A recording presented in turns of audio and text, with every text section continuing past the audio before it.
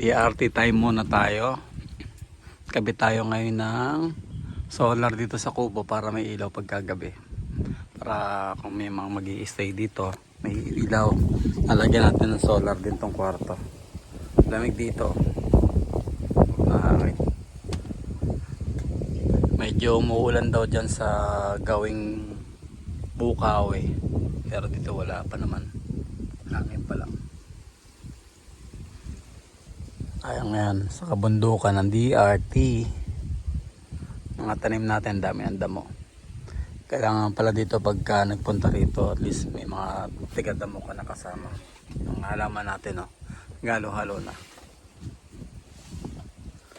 Meron tayong talong, okra, kamatis, tapos may mga puno tayo ng, ayan ang puno ng ano to, puno ng rambutan. Tapos may puno tayo ng suwa, chiko, papaya, buko, guyabano, at iba-iba pang puno tayo.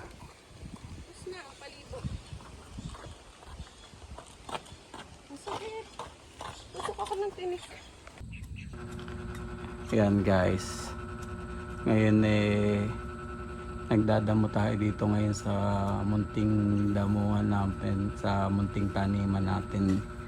Nagtanim lang tayo ng kaunting mga gulay gaya ng mga paborito nating talong, kamatis, sili, saka okra. Sana mabuhay natin sila lahat para pagdating ng mga 3 buwan, 4 na buwan libre na yung mga gulay natin na yun. Pagka hindi na natin bibilin, pagka hindi na tayo gagastos ng pambili ng mga gulay-gulay, pwede pa natin ipamahagi sa ibang tao, gaya sa mga mag-aanak natin, na pag sobra-sobra yung naani natin pwede natin mamigay sa mga kapitbahay natin. Kasi ano naman natin yan, pag sa sobra-sobrang bubulok lang yan. Pagka naging masaya ka na, nakatulong ka pa sa ibang tao. Kaya nakapag-exercise tayo gaya ng ginagawa ko na yan. Nagdadamo ako. Kanina ang gamit ko gulok. Ngayon ang ginamit ko asarol. Para medyo mabawasan na yan. Lumapit ako sa camera. Kala ko di naka-video. Medyo lumit-lit na yung tiyan natin ngayon. Kasi nga nag-exercise na tayo at gumagawa na tayo ng mga routine na pampalit ng tiyan. Kaya mga 100 days o 2-3 months ulit na yan.